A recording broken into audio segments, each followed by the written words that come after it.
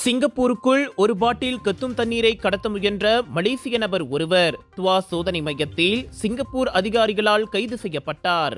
கடந்த அக்டோபர் 14ஆம் தேதியன்று மோட்டார் சைக்கிளில் வந்த அந்த நபர் சோதனைக்காக நிறுத்தப்பட்ட போது அதிகாரிகள் அவரிடம் அறிவிக்க வேண்டிய பொருட்கள் உள்ளதா என கேள்வி எழுப்பியுள்ளனர். முதலில் எதுவும் இல்லை என அந்நபர் அதிகாரிகளிடம் பதிலளித்துள்ளார். பின்பு விரிவான சோதனையின் போது அவரது பையில் மறைத்து வைக்கப்பட்டிருந்த கத்தும் தண்ணீர் கண்டறியப்பட்டது.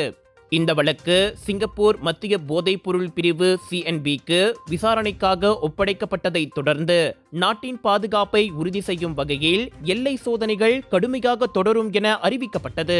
சிங்கப்பூர் போதைப்பொருள் தடுப்பு சட்டத்தின் கீழ் கத்தும் இலைகளும் போதைப்பொருள் வகையில் உட்படுத்தப்பட்டுள்ளன என்பது குறிப்பிடத்தக்கது. இப்பொருட்களை இறக்குமதி செய்தது நிரூபிக்கப்பட்டால் குறைந்தபட்சம் 5 ஆண்டுகள் சிறை தண்டனையும் பிரம்படிகளும் விதிக்கப்படும் என்றும் கூறப்பட்டது.